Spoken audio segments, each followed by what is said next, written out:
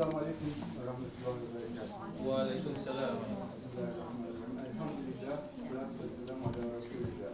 Dear honorable guests, our lecturers, our students, you are all welcome to our forum.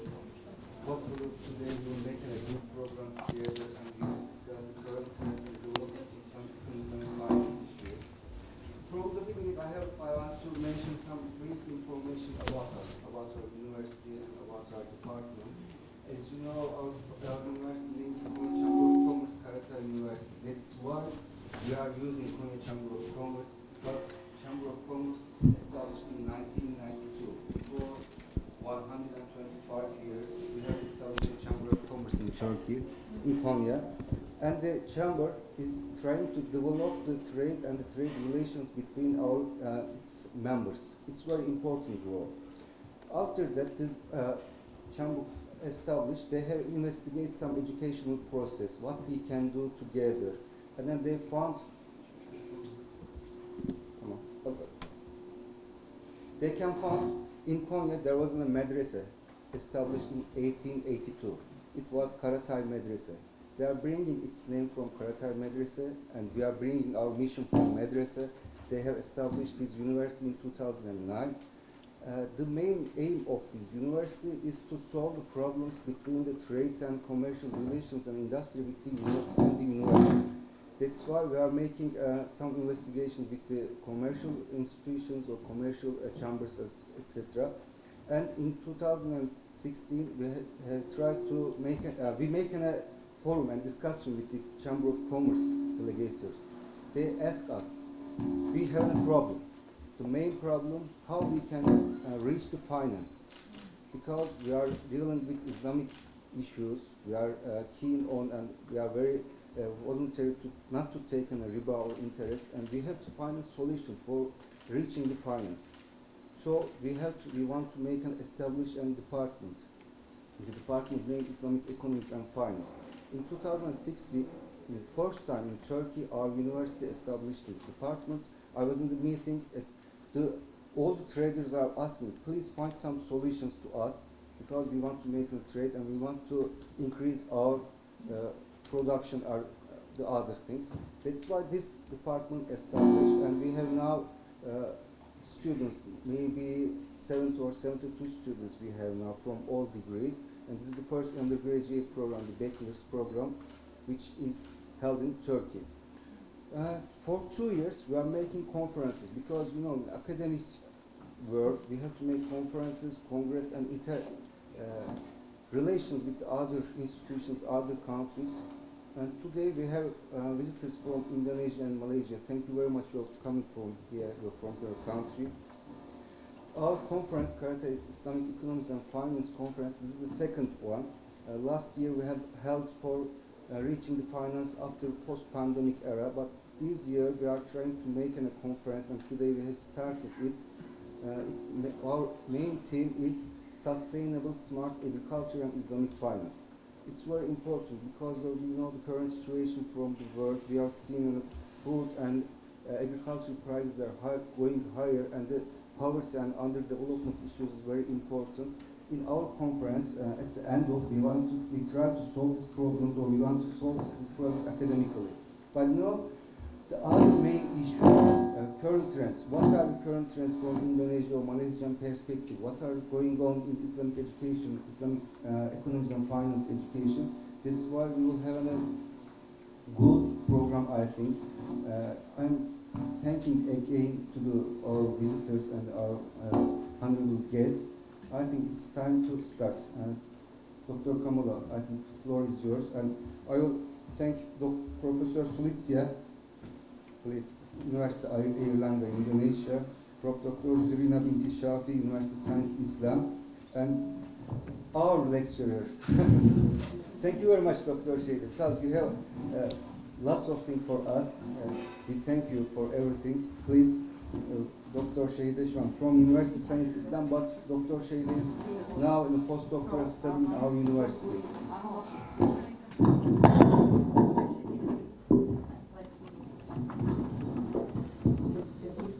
Biraz sesi geri alalım, sonra tekrar verelim isterseniz. Thank you you very much. Dr. It's yours.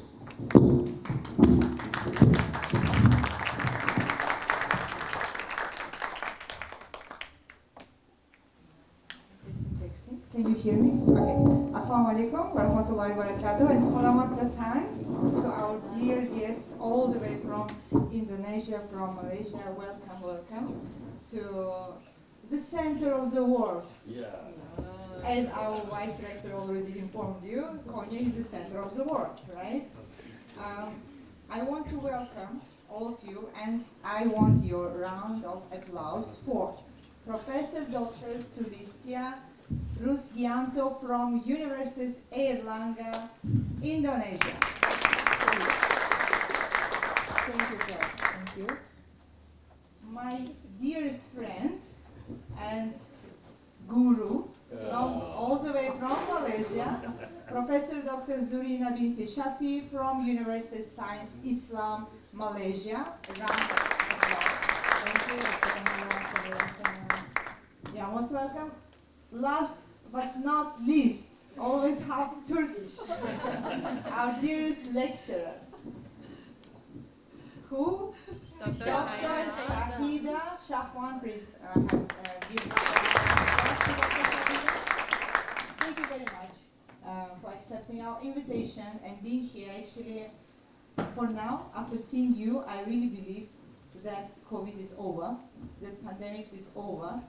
And for your information, it is the second Karatai conference on Islamic economics and finance, but this is our first ever live session. So it's historical moment. Yeah. What we're going to discuss today, as our title suggests, the current trends and developments in Islamic economics and finance education. As Dr. Hussein mentioned, that Karatai University is one of the pioneers in introducing, in launching Islamic economics and finance undergraduate education.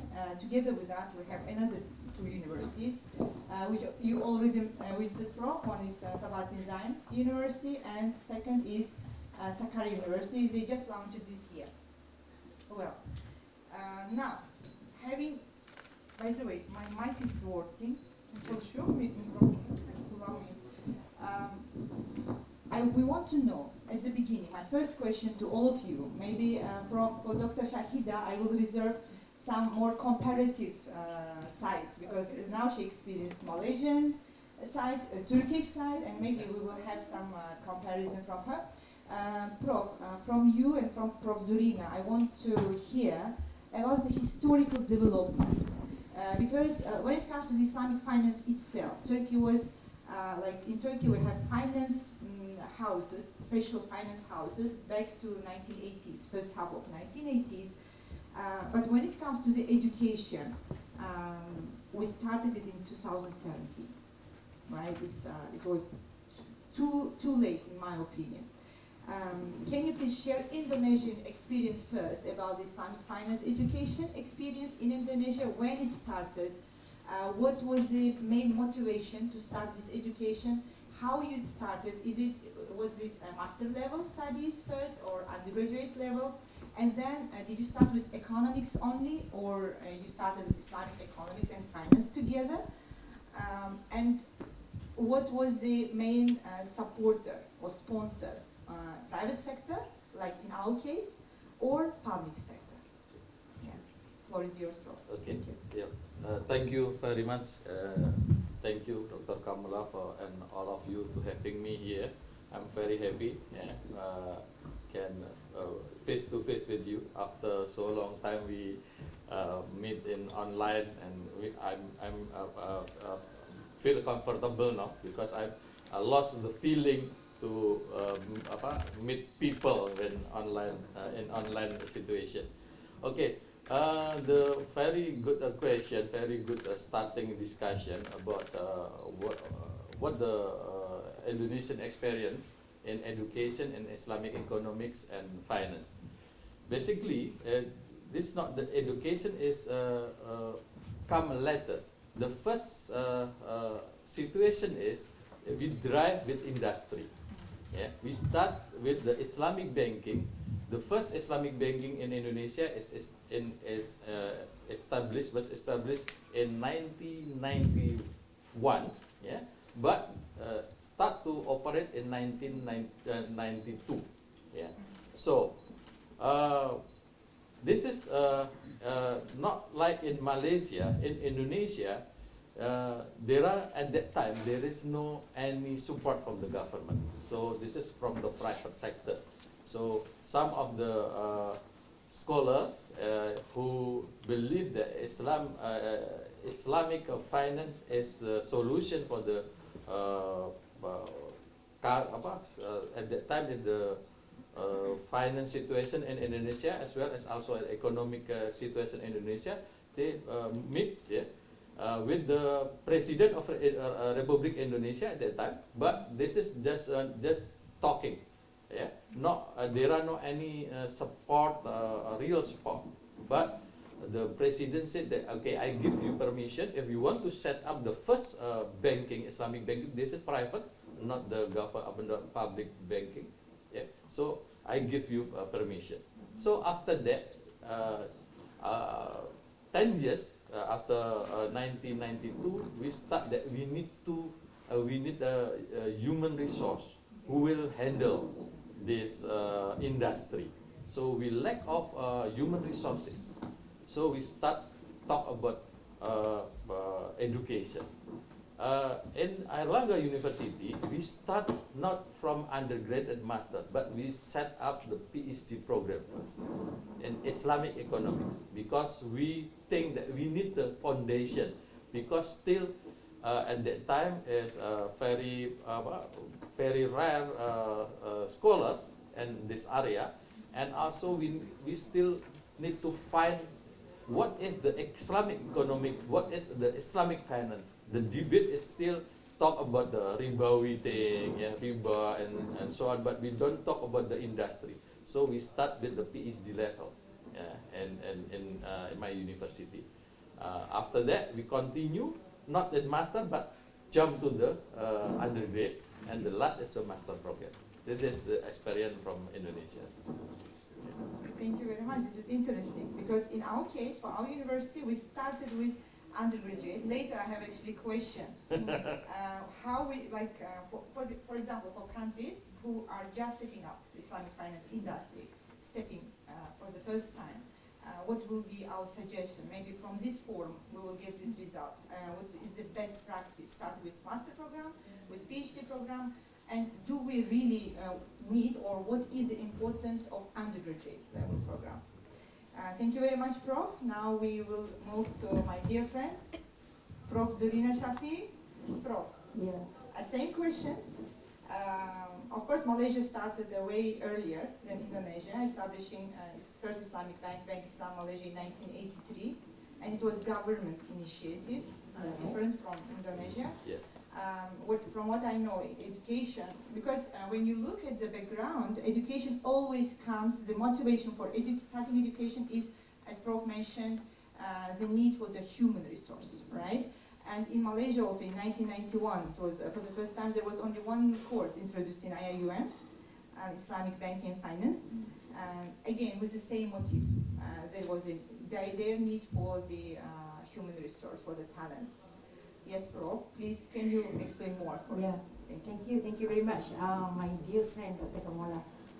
Actually, to brief about Malaysia, I think Dr. Sulis and Dr. Kamola could actually be able to explain the situation in Malaysia better than me, because you studied in IIUM, and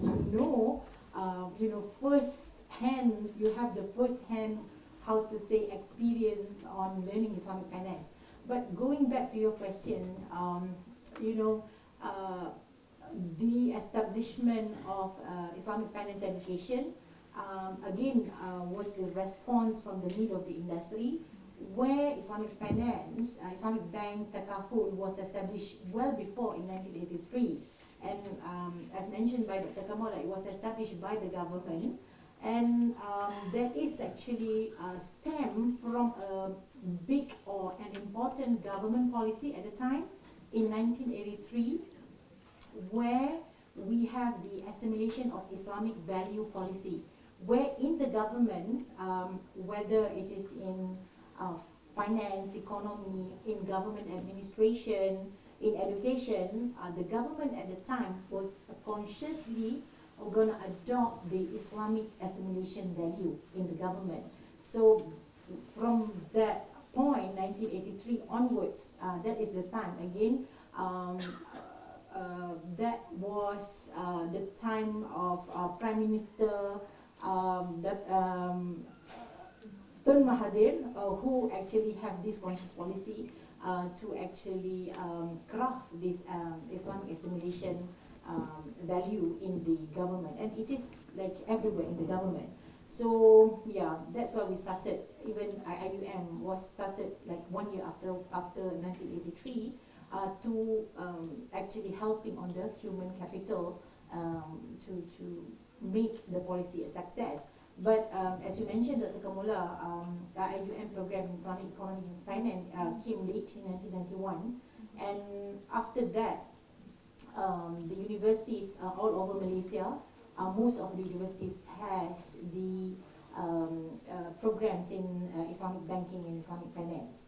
So I think if you're talking about the concentration of the course, we started on Islamic banking and finance and economics program, and only after that, only recently that we had the specific program, like for instance audit, Sharia audit, Islamic accounting and things like that. It's a master program. It's a master's program.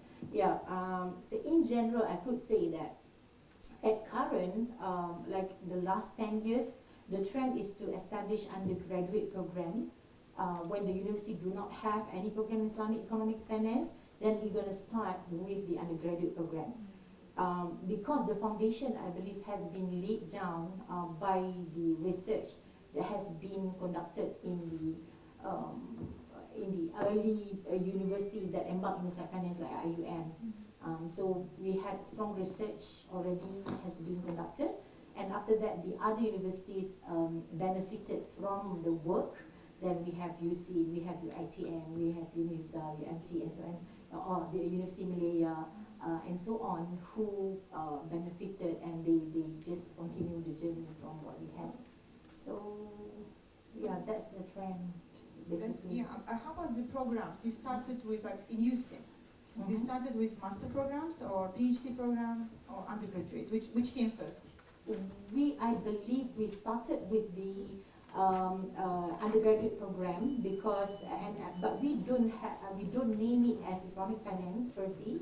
So we go into the bigger scope, that is Muamalat administration, where anything that is economic based transaction, we could address in that program. So the program is Bachelor of Muamalat Administration. And yeah, from the establishment 15 years ago, then, you know, all the students, the alumni now are, you know, starting to become VP, Vice President. We don't have CEO yet in financial institution or anything, but then they are starting to make their names in the industry. And they are accepted as the alumni who actually has the knowledge in Islamic finance as well, even though we name it as Muamalat Administration, but the content within it are Islamic economics, Islamic finance. Actually, thank you very much, Prof. My second question, coming immediately after this, is nomenclature.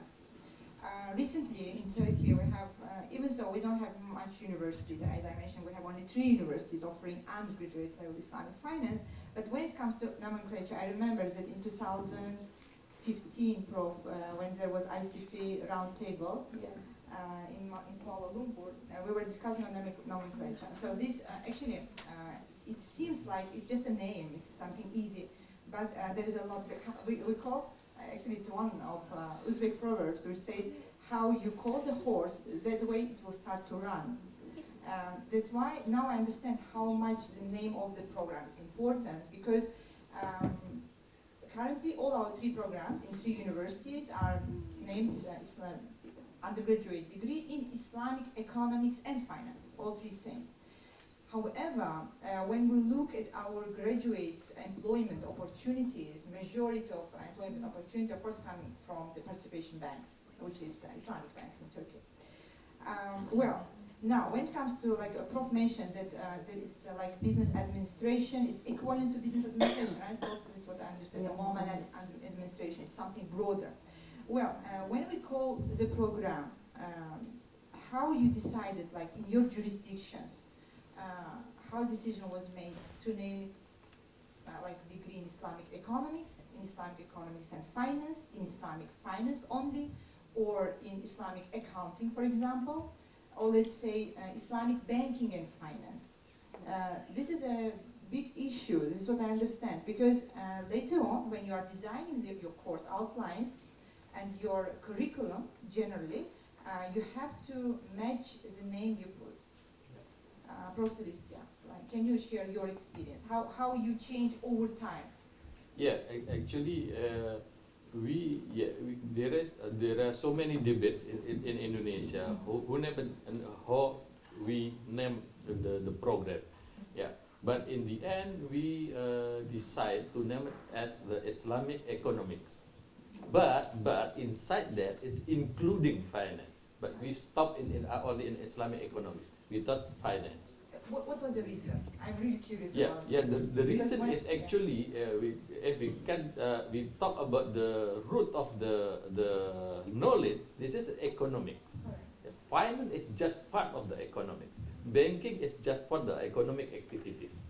So economics is the root of the knowledge, is basically economics. So we try to digging more on the what is the Islamic economics, and one of the implementation of the Islamic economics can be banking, can be capital market, can be other halal industry. So we in Indonesia we use the Islamic economics rather than we name the program banking or finance. And another nomenclature in Indonesia, this is very unique, but might be not in Malaysia, is debate between whether we call it as the Islamic economic or Sharia economics. This is another debate in Indonesia. Okay. Even banks, you call Sharia. Sharia bank, yes. So what we can understand now, if we talk about Sharia, so this is related to the industry, but we call it the part of the knowledge we call as we use the nomenclature of Islamics. For example, if we talk about banking, this is Sharia banking. But we talk about the knowledge about Islamic economy, we use Islamic nomenclature. What's the reason, Prof? Why you need Islamic banking? Yeah, this because more easier. This is, I think, for the people in Indonesia to understand about Sharia. And another issue is political. Because the nomenclature Islamic is not so, at that time it's not so good, because this is the political reason. So it related to Islamic movement. So this is the political issue. So our founding fathers in Islamic banking finance in Indonesia so choose Sharia. Sharia is more can be acceptable for the people rather than use Islamic because the political reason. Understood. But now, generally, programs are named Islamic economics. Islamic economics. Undergraduate level, master Yes, level, and yes, PhD. All yes. Islamic economics. Yes. Okay, thank you. Prof. Zurina, I know in Malaysia we have few. And I know that UCM is very unique, even your faculty of Muamalat. Economics and Muamalat, FEM. Faculty of Economics and Muamalat. And you have like how you name your undergraduate level, which is Muamalat administration. Yeah.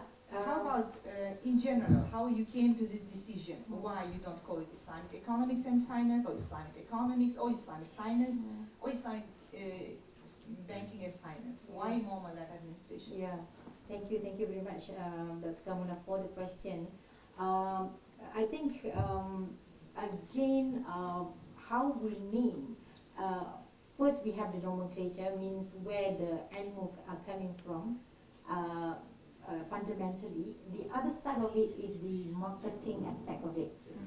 You know, when in USIM, historically, no other universities have put the focus on Muamalat administration because in the prior experience where IUM has named the program as economics and finance or economics, and yeah, we don't want to have the head-on competition from one university to another. So, you know, when another faculty, another university has focus on economics, then we try to put our focus on a different area, but complementing the area that other universities have done. So that was actually the approach that we have done. And we actually, I mean, to tell you honestly, when we selected Muamalat administration, it received a lot of queries and a lot of experience that we had to have. Like our founding dean, Professor Datuk Muhammad Muda, you know, have to go to the Ministry of Higher Education, you know, many times to defend on why the university or the faculty has this approach. Then, you know, because when we say the program is in economics, I mean, people will think that it is economic, more discussing about economic principles, and we're talking about, you know, solution to economic problems and things like that. But our focus was to provide the solution, was to provide the expertise to the industry of Islamic banking and finance, and also to the non-tijariyah element, means that non-industry profit-making industry.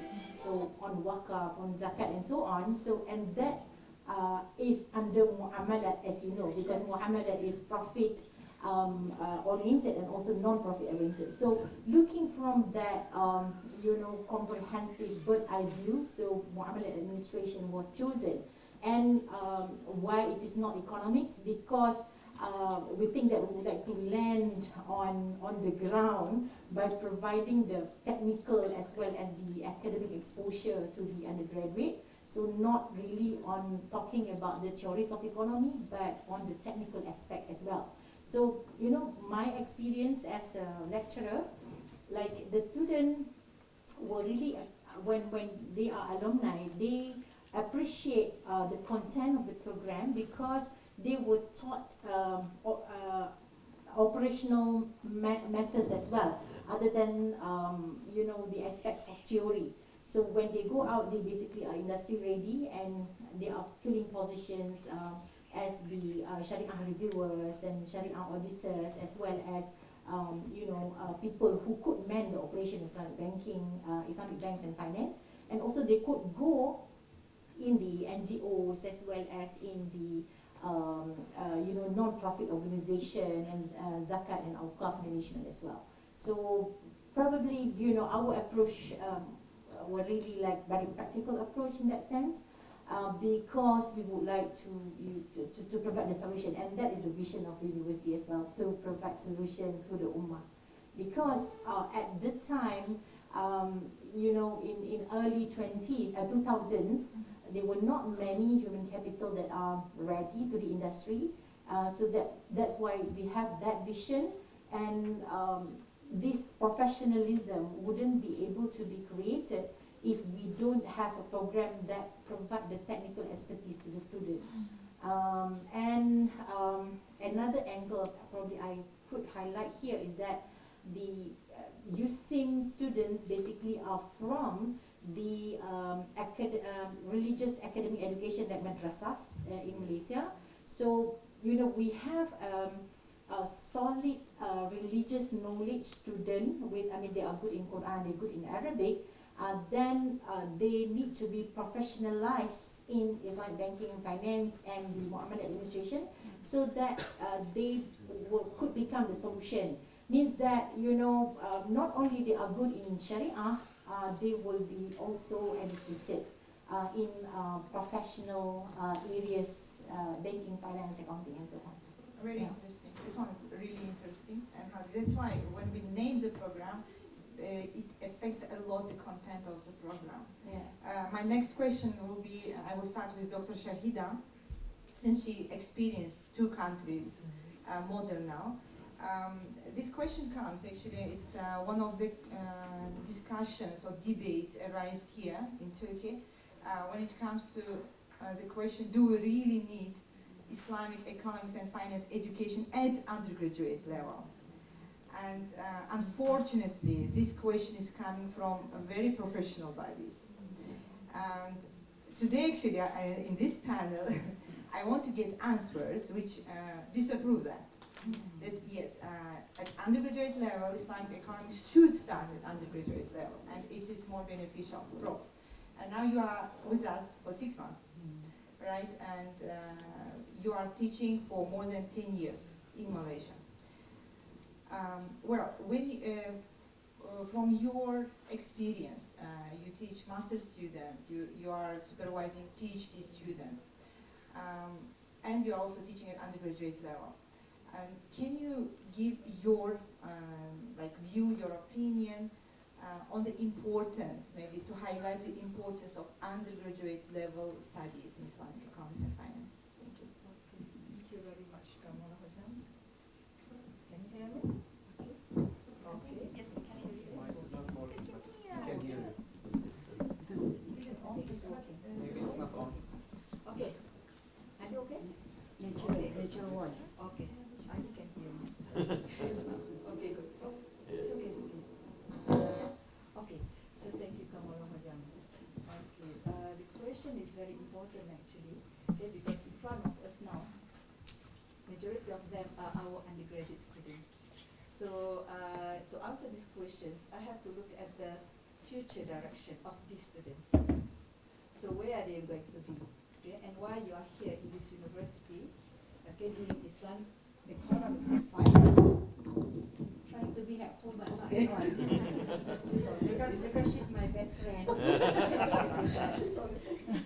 Okay. So to answer these questions, actually, I'm answering on behalf of our students in front of us here. Okay. Why do we need undergraduate study for Islamic banking and finance? Why don't we only offer master level or PhD level only for Islamic banking and finance? Do we really need undergraduate students to learn Islamic banking, the basic theories and concepts in Islamic banking and finance? So I'm the kind who always moderate. Okay, I'm the kind who always moderate in my answers. It depends on situations actually. Okay, if I can say, I can continue what Prof. Zorina explained on the history of Islamic banking and financial education, especially if you look at this muamalat or economic. Actually, it is, I think, we discussed that one in Malaysia last time when we had our ECFA. When we had ECFA, we discussed whether banking and finance fall under which pillar actually. Is it under the pillar of economics or pillar of muamalat? There is no such winner actually, in my opinion. Okay, it is actually integration. It must be integrated. It is multidisciplinary. So in this situation, actually our discipline, Islamic banking and finance, actually is multidisciplinary level where we are different from the other disciplines, like science. Okay, they focus on certain discipline only.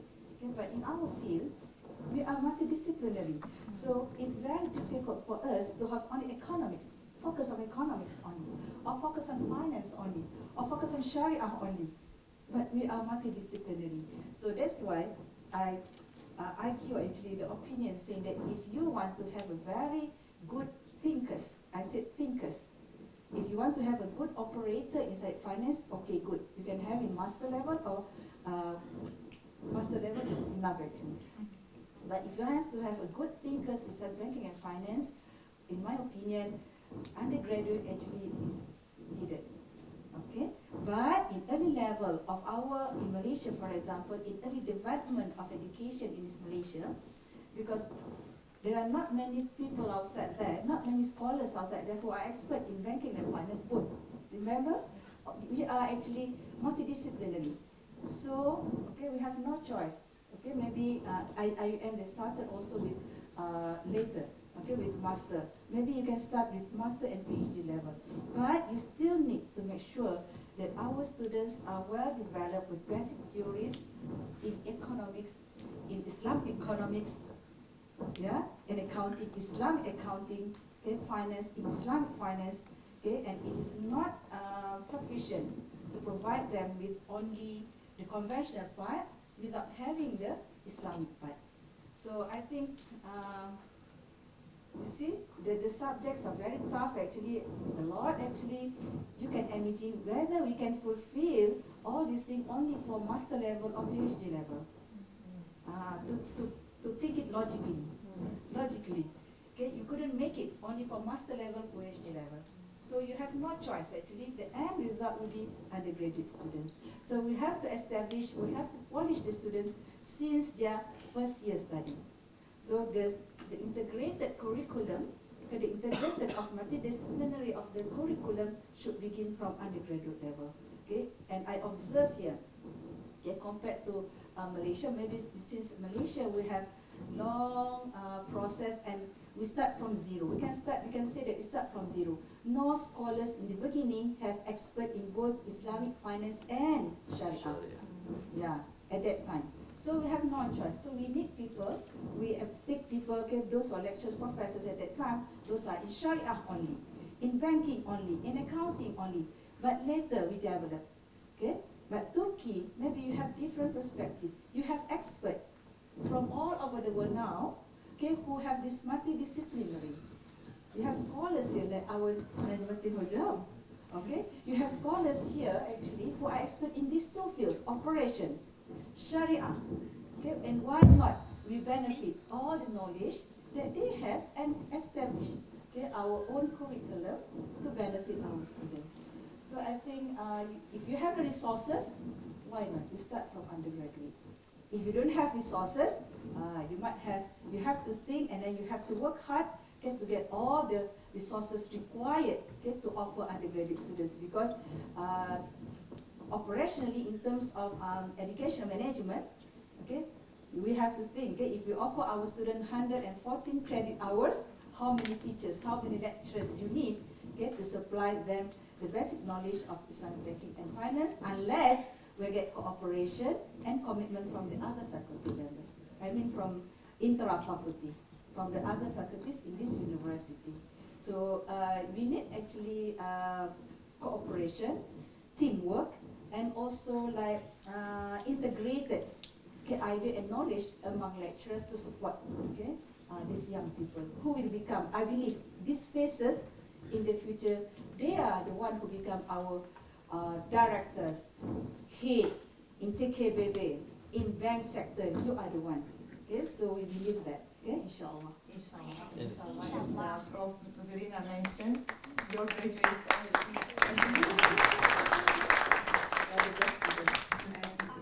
inshallah, we will see the same, because we are very new and our students are very young. But in 5 years, right? Yeah. In 5 years, we will have them there. Prof, I continue with the same question, but maybe I will just extend it a little bit. Like your experience when you are admitting students for master degree in your universities around that. Like you have, it's not restricted for students who are graduate from Islamic finance only, Islamic economics only, right? Yes. You are also receiving from different. But Yeah. when you are teaching, can you feel the difference between the students of who took undergraduate in Islamic economics and those who are coming from different field? And then when it comes to if you have like limited position, limited seats, let's say, for master degree, Okay. will you give the priority to the students who are coming from with Islamic economics background Yeah. for master degree? For master degree, actually, we open, even though they have not economics or not in finance, even from the law, law background, we can accept it. Yeah, but yes, I agree with you. When we manage the class, sometimes we have difficulties, because we start with the different background. So in order to solve the problem, in the beginning of we have a matriculation class. So before they enter to the main class, the main course, so for the student who have no background, in the economics or Islamic economics and also Islamic finance. So we require them to take the matriculation. This is compulsory. Yeah. But for the student who have the Islamic economic or finance background, then they no need to take the matriculation class. Okay, this is their advantage. Yes. Okay, okay. Actually now, coming to the next problem, which is very, how to say, issue which we have to think over and over here for the material, teaching material. When you were establishing your teaching material, like personally, I came back to Turkey before 3 years in 2019, and the first problem I started to face was teaching material. We have books published in Turkish language because our teaching medium is English. We have books in Turkish language, but sometimes I cannot find the quality which I'm looking for. The title might be same, but context is sometimes really poor. Of course, in Malaysia, since I was studying in Malaysia, I know that there are a lot of contributions by Isra, and I'm still using Isra's book when I'm teaching. This one is another issue. I will start now with Prof. Zurina. Prof, you have Isra's book. Maybe Malaysia is the country which is advanced Islamic finance education in all aspects, including the teaching material, teaching staff, and everything. Teaching staff, I will come later to the criteria of becoming teaching staff in Islamic economics, because here also we have some issues in this topic. When you are choosing the book, or before Isra's books came up, before 2015, if we go back before 2015, what we were using, this is one, and how you came up with this, because you are one of the authors, right, of Isra's book, right, bro? Yeah. So I know that it came from the need. It means there was a real need for the quality teaching material. Can you please share with us that historical background a little bit? Yeah, thank you, Dr. Kamala. Yes, with reference, when we move, we grow, then the quality of references or quality of publication improves as well. But remember that, the starting of when we offered Islamic banking finance in Malaysia is probably 2002, 2003 and beyond. And you rightly mentioned that before Isra, maybe we have the textbook in the area of Islamic banking, finance and economics that were written by the researchers, the early days researchers. We even go back to the researchers from all over the world, basically like the classical written materials that were rich in Pakistan, for instance. Yeah, we started from there. Those are our fathers. Yes, and Triple IT also provided, has started, provided us with a good foundation, and we started to offer Islamic banking finance 2000, early 2000. Then after that, we have like local researchers, local writers who has written the book in the universities they are in. So they are coming from IUM or from USIN itself, and then there is the need to have higher quality, more focus on technical and things like that, because the books, the early books were like more on theory, right? They are discussing about Islamic economics and finance, and I don't know if you realize it, you the students, if you could realize it, that many of Islamic economics finance books are quite repetitious in nature.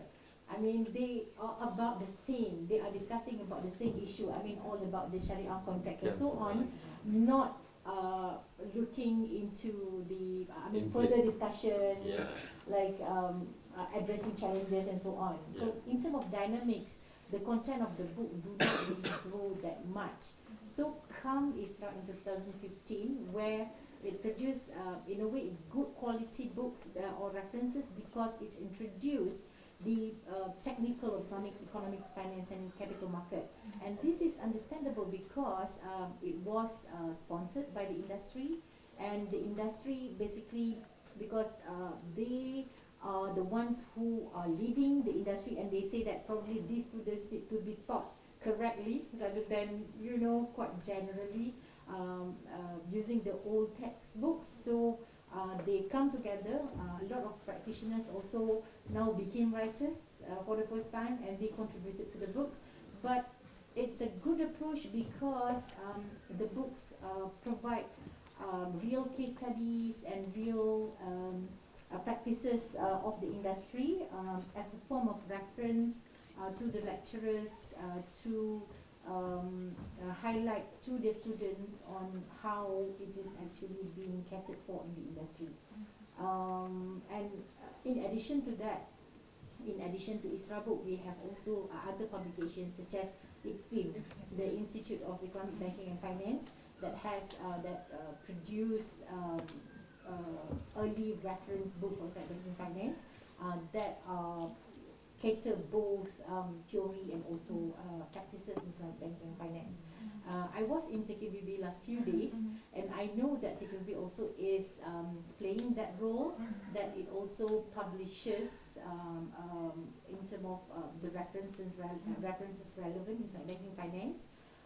Then I think that is a good start, where the publication is coming in, and then translation of standards, as well as probably other research by the SAC, the Sharia Advisory Council, that also hosted by TKBB as well. So yeah, the work are starting, as well as we have now faculty members in KTO that also are now starting perhaps to write good references as well.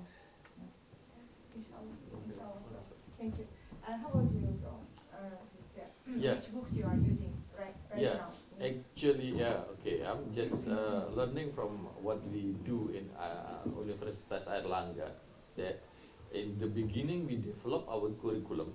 We benchmark our curriculum to IIUM at that time, and in the beginning we talk about more in the theoretical thing about the Islamic economic, Islamic finance from the theory perspective.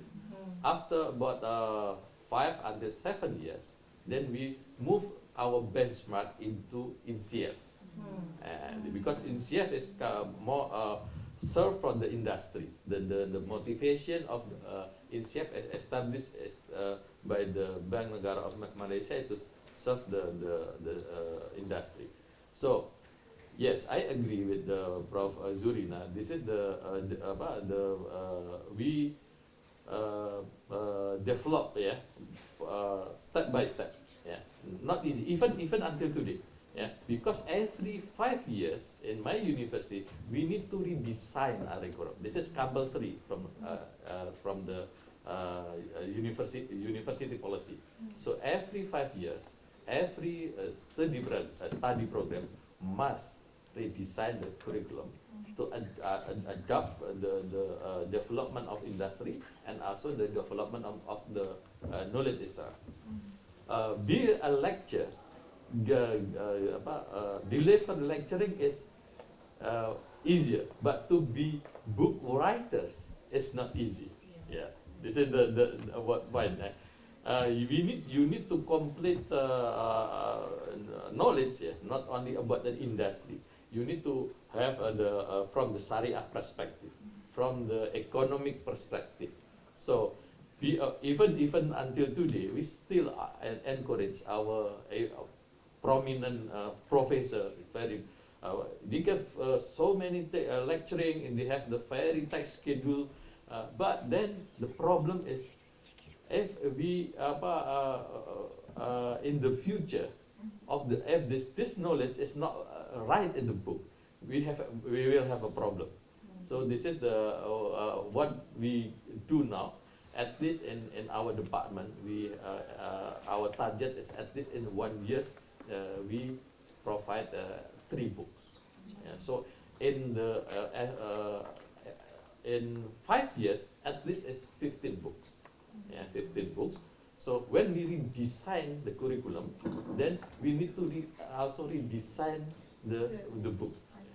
We just apply this last year is the new curriculum for the next 5 years.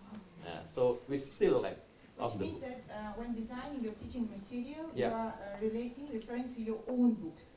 No, but references come from anywhere. But you are using your books, which are published in Erlanga University. Yes, some of the book is published in Erlanga, but some of the book that we use from example still we use in SAF module, we use ISRA.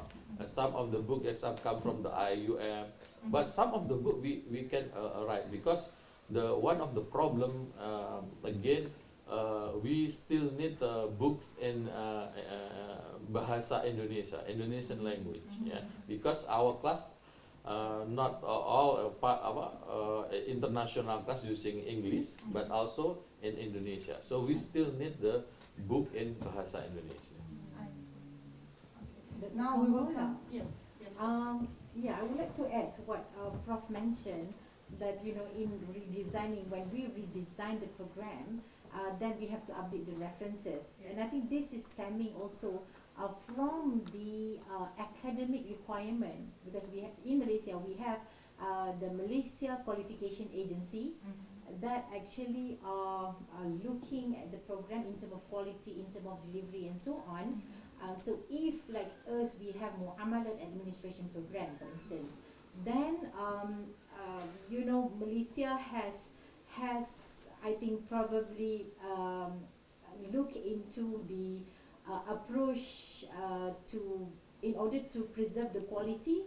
Then the MQA, the Malaysia Qualification Agency, has guided the university by issuing the framework. We have the MQA Muamalat program standard, and we have Islamic finance and Muamalat Islamic finance standard, specific standard for Muamalat and Islamic finance. So when we adopt that standard, when our program adopt that standard, it has the specific requirement, what type of books that should be used. Even names. Type or names? Because we have to cover certain courses in the program, and then it's the lecturer that has to select themselves what book that they should refer.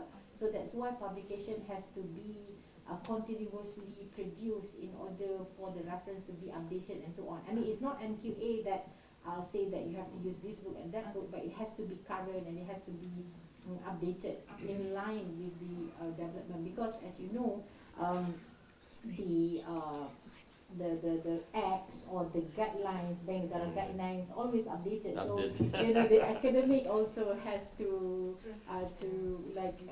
also continuously act on that and produce updated books for that matter, in order to be also be in compliance with the MQA standards. I see. Okay. Now, actually, my next question is very much related to the first question. It first was about the teaching material standards, if there's any standard like MQA standard on teaching material. The second question on the teaching staff itself. This is another problem.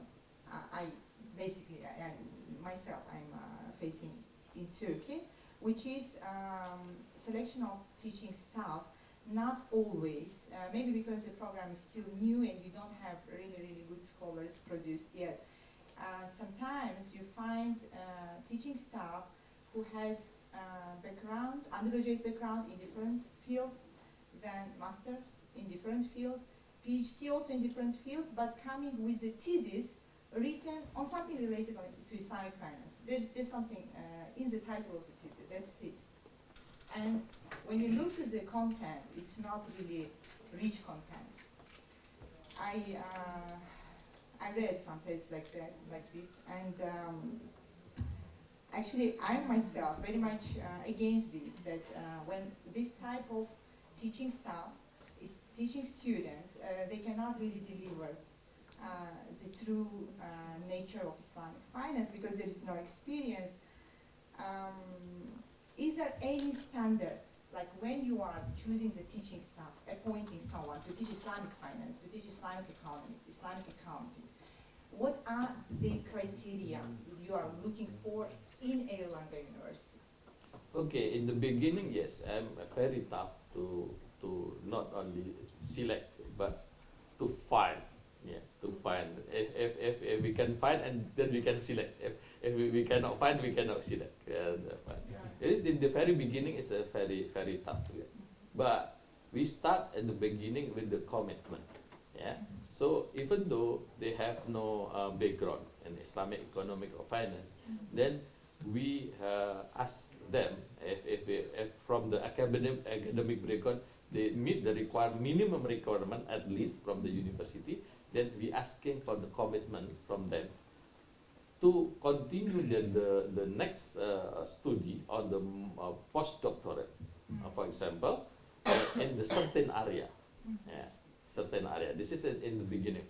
For now, it's not more easier because we have almost in big university in Indonesia. They have the Islamic economic and finance program.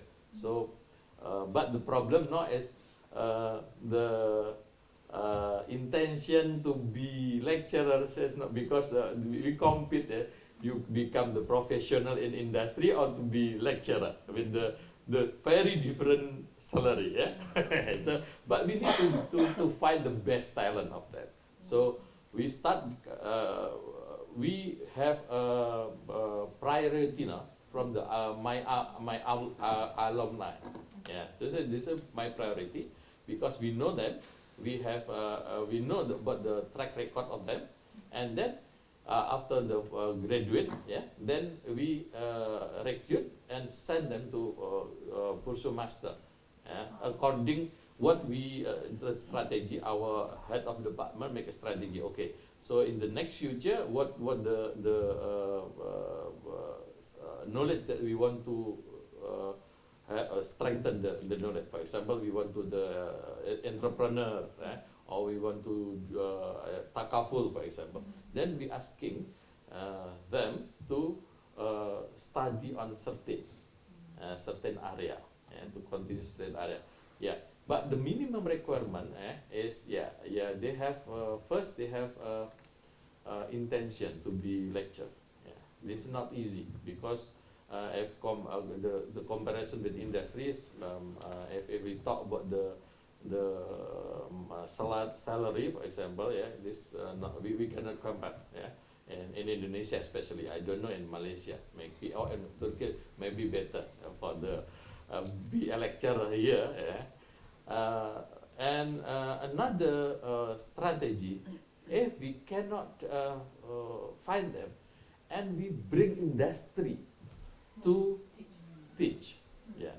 Yeah, because we realize that we cannot provide good lecture in the short term.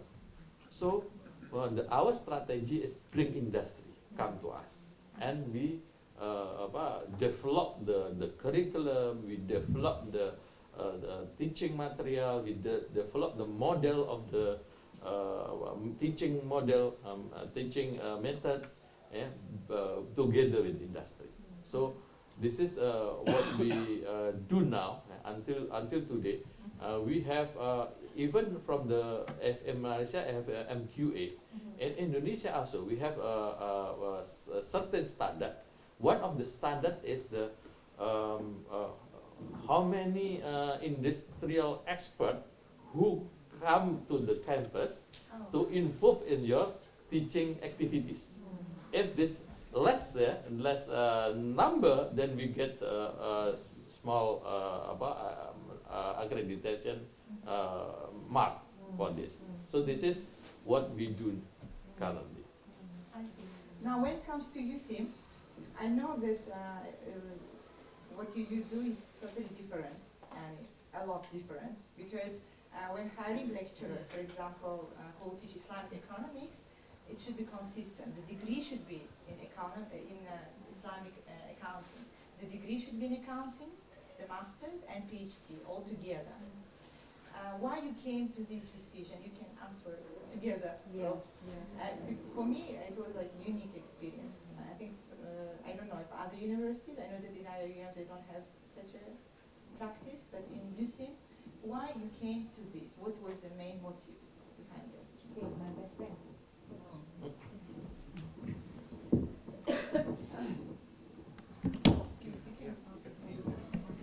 Initially, thank you, Kamal Hojam. If you ask that question, since we have our standard, what we call Muamalat and Islamic finance standard, actually we are following the standard. That is the requirement in the standard. You know, when the audit committee from the MQA committee members approach us and ask about the background of the lecturers, initially we also had the same problem. We do have same problem because our lecturers, some of them are not based on the same route, the same educational route. Like in Islamic finance, some of them normally they are from business, for example, or finance, general finance from their degree, not Islamic finance. And then they continue their MBA, for example, not Islamic finance.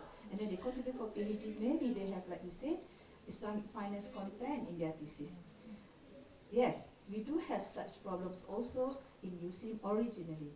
But later when the standard more strict, when the auditor more strict, so we have to abide, we have to obey to whatever mentioned in the standard. Starting that point, we have no choice only to accept lecturers who have the correct route in their educational background. So that is the reason actually. So besides that, Kamal Hojam, actually, if I can get to what the structure, what we call the human capital development of the staff. Okay, if we don't have the current lecturers who have the background, okay, in certain knowledge, certain expertise that we want them to teach, okay, so we have to provide. Meaning that the university, the management of the university have to provide that facilities, or have to send them attend any trainings. Like for example, when I was lecturers, okay, in previously I was lecturing in IIUM, we were sent to trainings, simple training, 4 days, 3 days training, only to attend a simple certificate program, to upgrade our knowledge on certain contexts.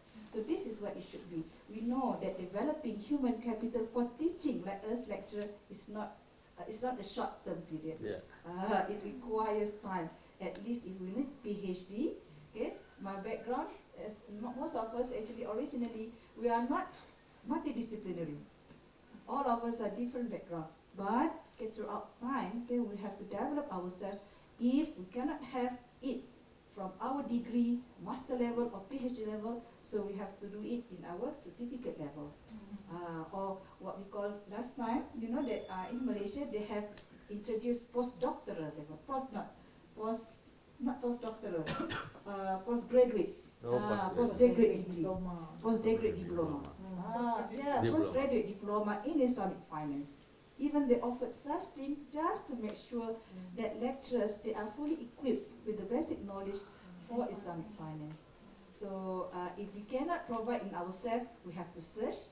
We as lecturers, it's our own effort. We have to upgrade ourselves. Number one, if the university provide the management of the university to provide allowance for that, it is better, because it is for the future development of the faculty itself. Okay, we hope that if you don't have, you are existing lecturer, you have very good lecturers there. So why don't you upgrade them? If you have them, you have their commitment, you have their patience, we just upgrade the existing lecturers and then make them feeling that they must have passion actually. Number one, they must have passion in teaching, in learning. Okay, because we lecturers, learning is our actually first learning, not teaching, learning actually is our objective in life. Yeah, and I think what Dr. Shahida has mentioned is actually her experience, because she was the head of program for Muamalat, and addressing the comment and input from the auditor of MQA. And I think to us, in terms of the to make sure that the staff are the competent staff, properly trained staff, and then the leadership of the faculty will be making sure that the staff has the proper progression in their academic growth, where the dean and deputy dean in academic will have a formal session to discuss with the lecturers which area you should be focusing. Like, you know, prior to any staff going to PhD, then, you know, they will meet and, you know, that you have to focus in this area and that area, so that it will address the shortage or the gap of the human capital later. So I think, yeah, it has to be the guidance coming from the standard provider, and then within our organization we have to provide that support as well. In addition to that, I think what ISIFI has done, ISIFI stands for Islamic International Council for Islamic Finance Educators, that is providing continuous training, like Dr. Shahida has mentioned, to the lecturers, like continuous professional education. Like if you are auditor, if you are accountants, you have to attend some CPD courses. So this is the same, where the council provides continuous training to lecturers on the area that they are focusing in, for that matter. Yeah, so that the, you know, the ecosystem, so that the training of the trainers happening, because other than trainings that are provided by the private how to say training, then we have with ACP you know, like a formal institution that provide coherent training to the lecturers. Yes, absolutely. Training of training. Training of training is very much important. Yeah. And now I'm coming to the exciting part Yeah. of our conversation, not only for us but also for our students, which is student and staff exchange. This is another way for the betterment of the quality, because it's international exchange. When our students can visit your country to learn from your jurisdiction, your students to visit us to learn from our jurisdiction, and as well we can exchange our teaching staff. This is another way, I think, for which we can consider as TOT as well. Yeah. Well, and now coming to the student exchange, which you know, Prof, we have many Zoom meetings on this, and we don't have representative from University of Muhammadiyah Yogyakarta, but we have MOA with them, and inshallah we're sending now 5 of our students coming semester to continue their study for 1 semester in Yogyakarta, and 5 students from Yogyakarta coming to our university to continue their study here.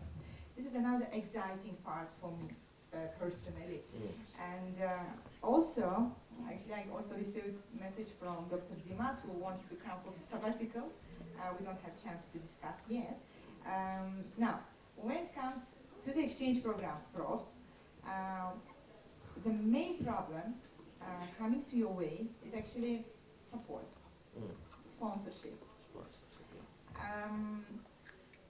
We are very much excited to have many Indonesian universities approaching us for this time of exchange programs, and we saw that government providing funds for students, there is support.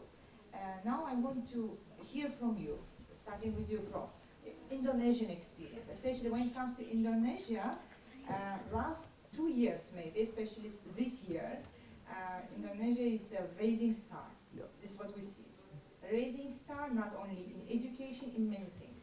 Yeah. Can you share your experience about CNEX?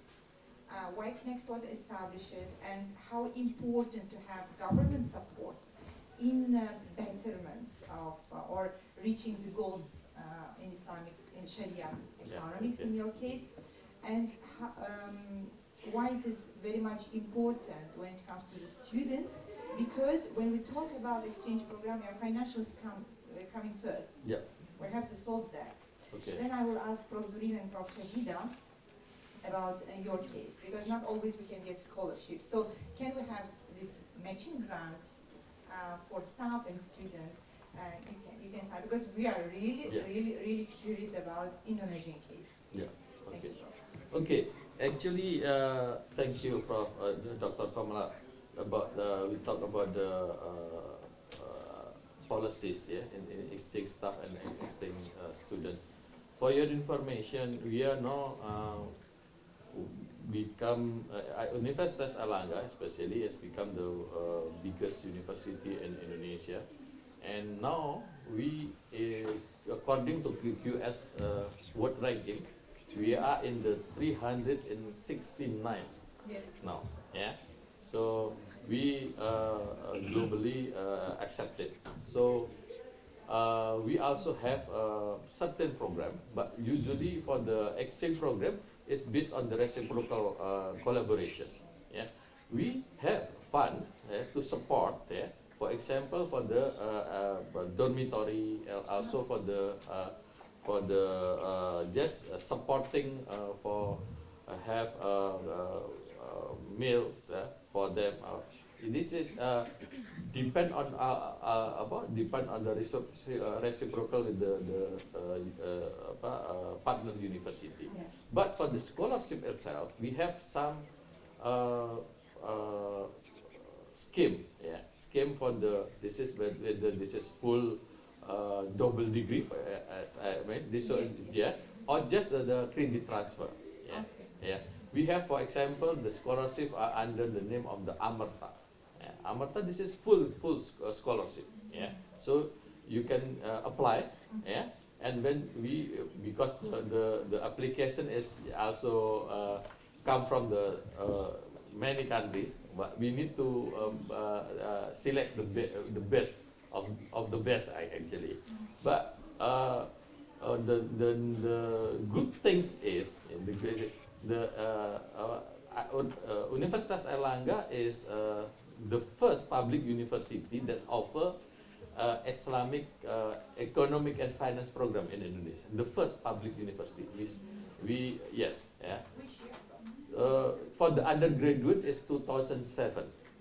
Yeah, 2007. The first public university that offer Islamic economic. So we concerned about the and also we recognize by KNEKS, KN Connects is the National Committee for the Development of Economic and Finance in Islamic Economic Finance in Indonesia. This become the think tank of the government to develop strategy in our future not only education but industry, industry, the halal industry. So we get the support also from them. Yeah. So because the Islamic economy and finance is one of our university strategy, then our rector have concern about that to support, to support it. So, but this depend, based on the university partner. If you provide this, we will provide the same thing that we get from the partner university. Yeah. For the Turkey, I think there is no difference much, because if we talk about the living cost, not so different much. Yeah. Maybe the most different is weather. Weather, because we in Malaysia as well, you have a 4 season, we only have 2 season, Prof. If you the hot season, the summer season, and rainy season, 3-day rain, only. But for others, I think not so different much, But we provided. Some of the students come from now it's more from the Middle East, Middle East is from the country and Middle East, and also from China, try to approach us, to get the exchange student in university, So, but then we are very open, to accept the exchange student, but because we not only offer about the education, but we exchange the culture, culture, because not only education we do, because our expectation become the global player. We are not the best in the national level, but become the international level. So if the student here, your future is not only in your country. You can go anywhere. The Islamic banking, Islamic economic is banking finance is your international passport. With your certificate, your graduate, you can go anywhere actually. Because why? Because now it's the halal industry. We don't talk about Islamic finance. Yes, in the beginning, we start with the Islamic finance. But now we move to another sector, yeah, halal industry, pharmacy, tourism. Halal, I believe with the Turkish exotics. Yeah. So you need to develop your halal tourism management. Yeah, yeah. We learn halal management in the pharmacy as well. We create the what we call halal capsule for medicine. Usually this is from gelatin from the we use from the what we call grass seed. So this is halal. This is halal medicine. Eh? Another industry, yeah, food, of course, food. Yeah. The biggest and I think the similarities between Indonesia and Turkey is in the halal tourism. Yeah, we set up. Even when I study in Malaysia, China Tourism Board come to Malaysia to learn about the halal tourism. How if I accept tourists, what they expect to get halal, what should we do? Yeah. So this is the good things, yeah, and we can attract. Yeah. Okay, Prof. You mentioned about Amurta. Amurta, yeah, Amurta, yeah. which is body which is providing scholarship. Scholarship, yes. Scholarship. Yeah. This is government institution or government initiative, right? Yes, government And initiative. when it was established, Amurta? After Amasta, the application is open for whole years. It means if my students, I mean our students, want to study in Indonesia, Yeah. let's say they want to continue their master studies in Indonesia, Yeah. they can apply to Amurta. Yes. Okay, it's like maybe equivalent to MIS, Malaysia International Scholarship Program, something like that, right, Prof? Yeah. Seems something like that. Because now, honestly, like my third-year students, they're graduating coming year, and I want them also to study abroad, continue their master degree. And again, things coming to financials, it should be sustainable, you know. And when it comes to Amurta, this is one thing. MIS is the second thing for students to apply and to be able to continue their studies. But my question was more on Indonesian side, when you are sending your students abroad and you provide them financing, right? Yeah, we not full. We support. You Support them. support. Yes, I yes. see. Yeah. But We provide some financial supporting. Not Not all. Not all. it means students also bearing some cost. Yeah, if necessary, because sometimes, for example, we have international undergrad program. So if we, for example, if our partner university said this is for the program free, yeah, no any payment from paid to the partner university, then they can use the tuition that we pay for us to living cost in the partner university. You no need to pay. So this is the one of our policies. I see. Yeah. So just okay. Yeah.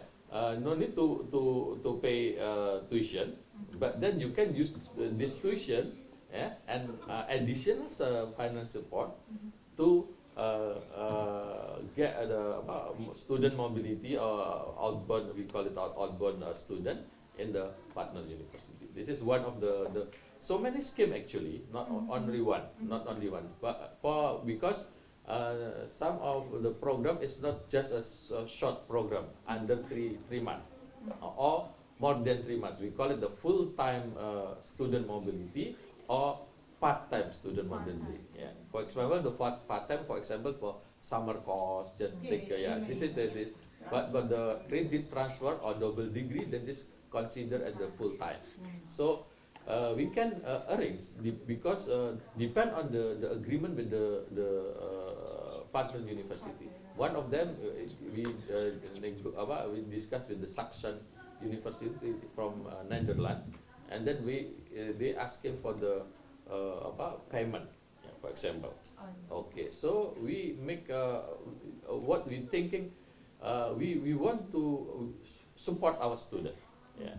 Yeah, you not go alone. Yeah, but we want to give you the international experience. So as much as possible, we try to support. Okay, so if you need to buy that, we just okay, you no need to pay in university. Use the tuition to pay to the partner university, for example, like that. Actually now, considering our time, because I want to also open the floor for Okay. Q&A. We have our lecturers here and students who may have many questions. And this panel, since our guest lecturer leaving in 9 days, Dr. Shahida Shahwa, 9 days or 7 days. 9 days, 26, right? Oh. I want to give the floor to you to share in general, Prof, your experience in Konya, in Turkey, especially in Peter Karatay University, when it comes to the Islamic finance, how you, that small evaluation, maybe your suggestions for the future undertakings, like what we can do better, and what you find different, what you find interesting in terms of university in general. Hocam, your feedback. Okay? Yeah, it's a little bit emotional moment. Then we have small surprise. Okay. Firstly, that what I can advise for mobility students or mobility lecturers. Actually, you are I'm first already example yeah, of lecture. Mobility. The first thing that this is the word that I always want to remind me, myself, and also students. And when I go back to Malaysia, inshallah, I also share with my friends in Malaysia, those who want to come for mobility or exchange staff, exchange student. The first, most important thing is to understand the language. Yeah. If you can make preparation from your home country, let's say our friends students here, Ibra, Bushra, Tuana, who else? Sarjan. No, Sharjan, and one more? Going One more? to Indonesia. Tuana, one more who is going? Who is going to Indonesia? Dirubah, come on. Okay, so Oh. Here right now. who are going to international exchange, not master the language, but we know the basic language. Because this is what I learned from my own mistakes. Okay? I should have learned Turkchen before I come here. Okay? But Alhamdulillah, okay, this experience gives me opportunity to share with the others. So let's say, okay, I want to send students, because I'm lecturers, and I'm going to back to my lecturers, maybe I will contribute to the academic administration of my university. The advice should be, if we want to prepare, we as academic administrator, if we want to send our students for mobility, we prepare them. We have to prepare them to make them look good. Okay? So that we have to prepare, number one, the language. At least you have 3 weeks or 3 months language learning. For example, you're going to Indonesia, so you learn Indonesian. But don't worry, Indonesia and Malaysia are very easy. So easy. Hussein Khojab also is very easy. Actually, so easy language compared to Turkchen. Yeah. So first thing, I will advise my students, especially those who come in here for exchange and for mobility, whatever situation, we want to prepare them, prepare their language, and we prepare the best for them. Because we don't send them many times, once in their lifetime. So make the best for them. So this is number one. Number two, know the cultural differences. Alhamdulillah, I'm here, I have support with all the faculty members. Okay? I have support with all faculty members. But I also heard many things outside there.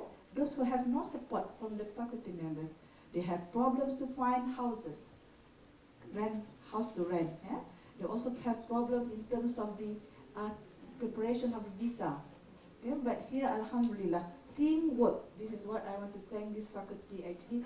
Teamwork and also your cooperation, your commitment in helping me personally, okay, to for my house, living here. I have no problem at all. And also including my Kimlik, I have cooperation, help from all the staff here, especially Sinakojan especially, okay, to help me.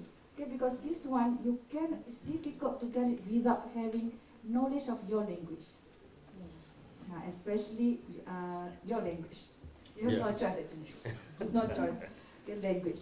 And so this is number 2. Number 3, in terms of research team. Okay, for me, okay, for lecturers, especially we lecturers coming here, we don't do for nothing. We are not like students. Students coming here to learn. We learn and then we research. We come here learning and we conduct research. We also observe. Okay, this is our duty actually, and we are going to share whatever we learn here. We're going to share with our colleagues in our own country. This is how the process of learning process continue. Okay? And then the most important thing with research is a teamwork. We cannot work alone. It's impossible. We cannot work alone. I'm very lucky also here. Okay, I can say I'm lucky here because I have a good team. Okay, you see the commitment of the faculty members. They not only come and comment, okay, our project, but also give their ideas. At the same time, assistance from students. Assistance from students are very good, and this is to the extent that I feel that the research team, okay, you need to, if you can make it better and establish a very good research team actually in this university. I hope that, okay, from this beginning, okay, even though sometimes maybe, okay, you have few communication issues, okay, some sort of, but it is, that is a very small issue. Most important, we have the same direction, okay, to upgrade, to enhance our faculty so that we can have better students in the future. This is the most, our research, our activity, all is for whom? Actually for our students. It is not for us, actually for them. Okay, and then last one, number 4. This is what I highlighted actually. Okay. I really think also, okay, I can say that even though, okay, this is what I frankly feel, we have to prepare ourselves for exchange students, for lectures as well. When we come to this country, for example, different country, the intention is to learn, number 1. We must have the intention to learn. So whatever responsibilities, whatever trust, whatever what we call task, okay, that we are given, okay, by the host country, that we are working in that, we are doing, okay, our exchange program, just say yes. Okay, like for example, in my case, okay, I share you this is my real experience. In my case, I need to teach here. Okay, even though Hussein Hojab, in my offer letter, it is not mentioned to, doesn't mention to teach, but I feel it is an opportunity for me to know the students and to know their nature and culture. This is how we develop our research. When we know the culture of the society, we know how they think. This is how actually British people learning from the sociological culture of the people. We must get into them. We must be with them. So when I be with the students, we understand this is how they want in the learning process, even though they have problem to understand my English. I know. But okay, slowly, okay, when we have different ways of teaching, we try to attract them finally. Okay, this is the way when we, this is the first thing, most important. We come here, students, when you go to Indonesia, come as learner. We must learn. As lecturer as well. We must come to learn. Okay, not not to become VIP, not to become a tourist, but at the same time we must take that opportunity. But the most important, put in mind, we want to learn. So learn, you will see many challenges, many tribulations. It's normal because this is life. Okay, we won't go, if our friends go to Indonesia, to go to UK, to France, all will be the same. But the way how we perceive the challenges, the way how we look at the problems will change our perception. So this is very important because nature, context, culture will be different. Will be different. But this is how we accept, we have to accept the situation that are cultural differences. Okay, so sometimes we have to think which is important. Our direction, our important thing is to learn. So take it as a learning process. Okay, so we see, okay, you see challenges, normal. Okay, but take it, okay, as something Allah give you opportunity to learn. I always take that positively. Whatever, I always tell Kabul Haja, Alhamdulillah, this is the opportunity, whatever challenges I face here, like in terms of our Kimlik, like I don't know, whereas I don't know the challenges, but all these are the processes, and we're going to share the knowledge that we learn from all these processes to our colleague in the future. So this is how improvement and development can be. Sharing, and this is how future generation can enhance and become a better society. So I think it's not short, but thank you very much. I'd like to take this opportunity as well to thank the faculty members, especially Najmatin Khojam as well, our fellow, okay? Because even though this is my, like Kamala Jam said, the first in Konya, right? Right. The first in Konya, okay, having exchange lecturers, okay, coming to Konya, especially Konya.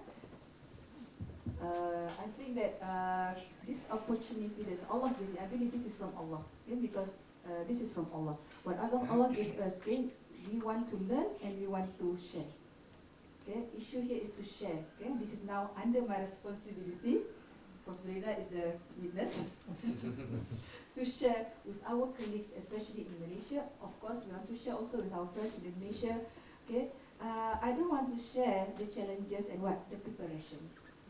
It should be the preparation. How we want to prepare our future ummah to be a global representative.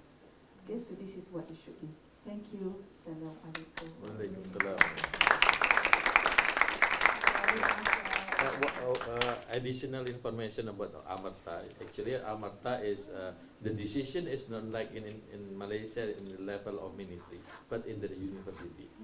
Because in Indonesia there are 11 university. That this is autonomous university can manage their own money, yeah. So including Airlangga University, yeah.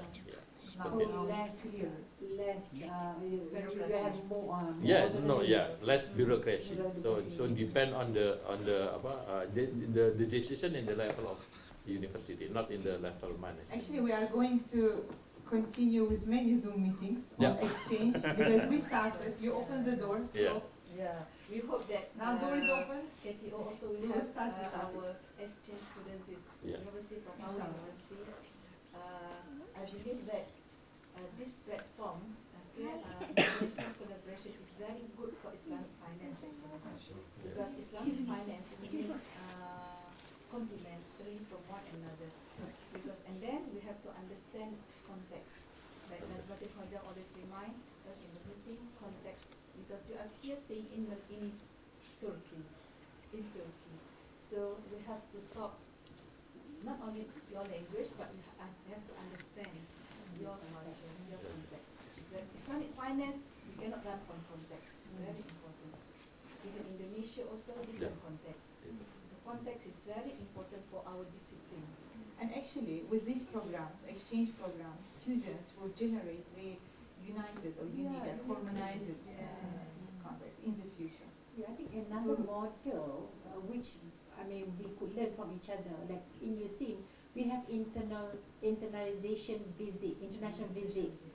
Like nobody is helping that much. Like if there is no fund from the government, like little fund from the faculty, but the students are contributing each semester some amount of money, like 200 ringgit per semester, and they accumulate in their fund, in their tabung. Then at the fourth student account, which are coming from their fees, so that at the end, maybe third year, fourth year, first semester, they will select the places they will go. Like they go to Japan, they go to Korea, they go to Thailand, and they even went to Europe. They went to Durham University even, and they go with the intention to engage with the university, the host university, as and some of the program we built in, like they attend certificate on Islamic finance, or short courses, which they don't go only for like short visit. It's a short visit but very impactful visit, and I think that really helped our student to become an international citizen, like Dr. Shahida mentioned.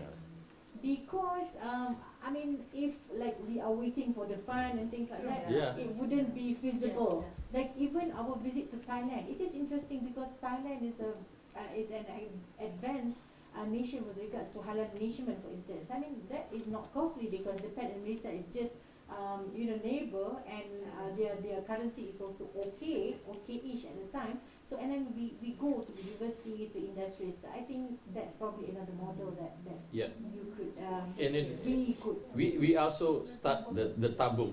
Yeah. tabung. Yeah. Yeah. Student, they have to, they take So this from one their is tabung semester. pelajar. Yes. Yeah, yes. tabung pelajar, yeah. Tabung Okay. belajar, yes, Yeah. yes. I realized, remember when I in Malaysia, I realized that I have saved almost 3,000 ringgit.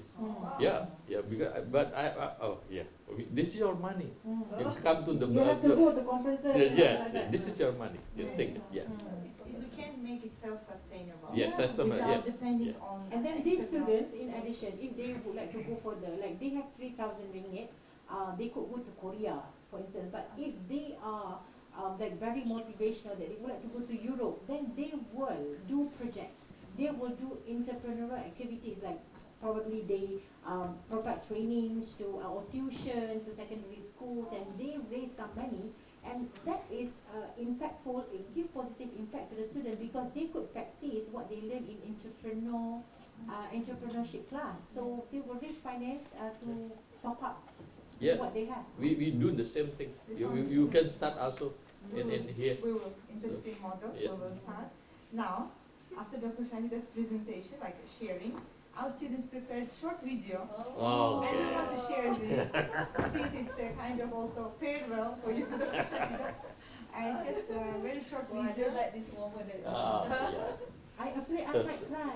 Yeah. There's tissue. Sentimental Tissue moment. there. Yeah. We got Okay. lots of tissue. Okay. Social We- issue, we- we go there. I think we go now. Yeah. Yeah, I prepare myself. They prepared for us. Maybe we also like, yeah. Buraya da kapat.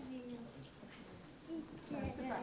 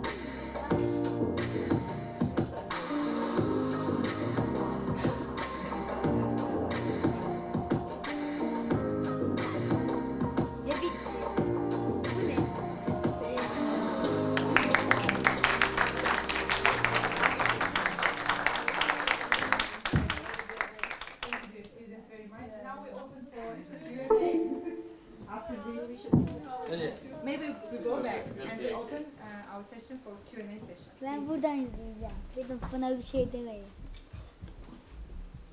Is there any mic for those who are asking question? Mikrofon var. Soru soranlara. Böyle mi soralım? Duyuluyor tamam. Kayda girmesi gerekiyorsa Okay. alınmaz.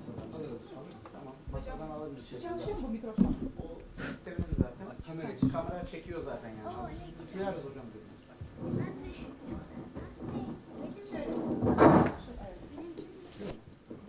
Soracağım, bunu verelim.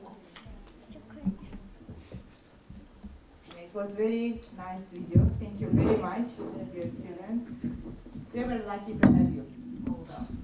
I'm lucky to have them. And I have to mention that class, Dr. Shahida was teaching them. One of the classes was developing Islamic banking products. And our students came up with products, each of them. Oh, Yeah, that was very interesting Very project. Okay, yes. Please, any questions? You can introduce yourself, your institution, your country, and ask your question. My dear students, yes, Abraham? I have a question. Okay. I'm Sab. Yes, Yes, please. please. Okay. I'm Ebrar Alemdar, a third year student. I'm from Turkey. I'm from Konya, sorry. So I have a question for you. Inshallah, I will go Indonesia in next semester, and it's scared me. Oh, yeah. What is scared I'm about? so excited and I'm so scared. I think it will hard for me and my other friends. I want to your advice, yes, advice for me by how to classes, how to studies, how to fruits. Hey, give me some advice, please. Okay. Yeah. Okay. Thank you. Thank you very much for your intention to visit Indonesia for the student exchange. So my advice is basically same with Dr. Shaida said. Yeah. Prepare yourself. Yeah. Prepare yourself.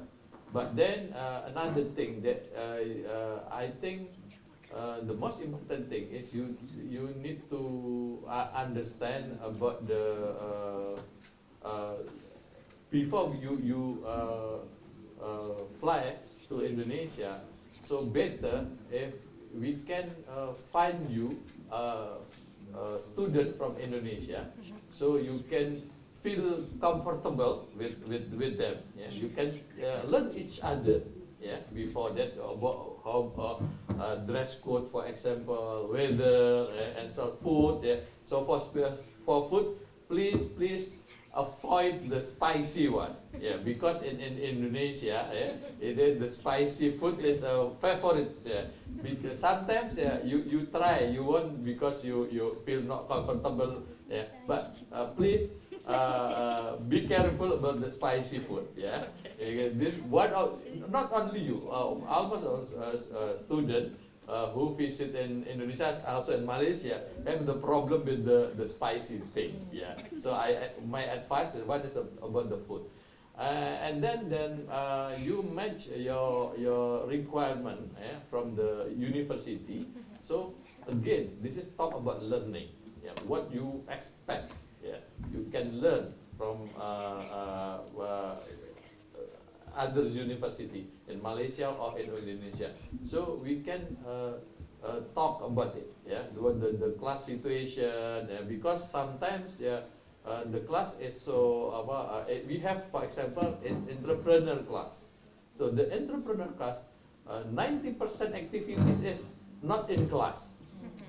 So this is the if you choose, for example, this course, so 90% activities is not in class. You will make for example meeting. One of you maybe the team are asking you to be CEO, for example, or the marketing CEO or marketing officer, or the financial officer, for example. So, but again, you need to working as a team. For example, so this is the important.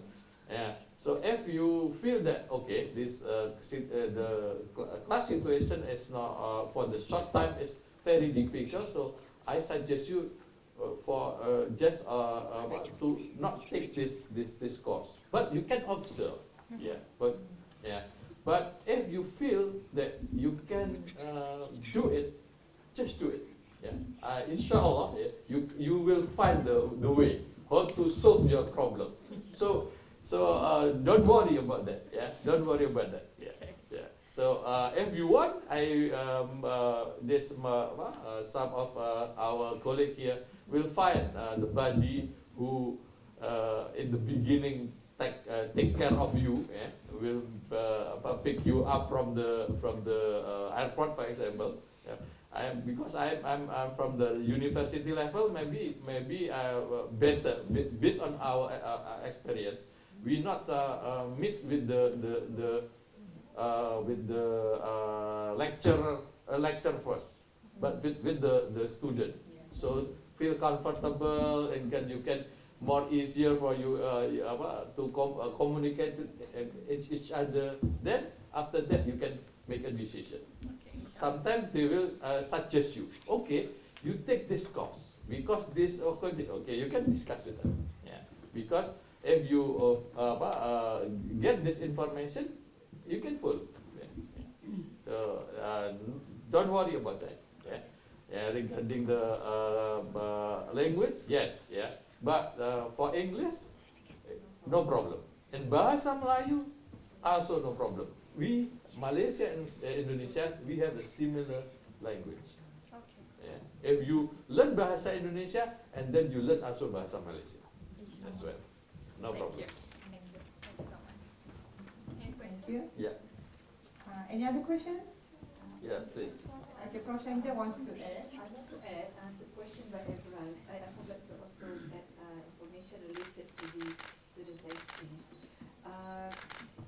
It's better before you go, you have a contact of any, for example, Turkish students in Indonesia. I'm not sure whether you have it or not. You have to do your own research a little bit, whether there is Turkish students group or club, something like that, to make you feel comfortable. Like in my case, before I coming here, I contact Malaysian Student Association first, because this is how I get to know your procedures. Most important is the procedures. Okay, in different countries, maybe you have different procedures, so that's why we need to know. So it's better to you to have, if you have that group in Indonesia or any Turkish student who have been there for exchange. You can also have, maybe you can ask alumni or students exchange from Turkey who have been in Indonesia.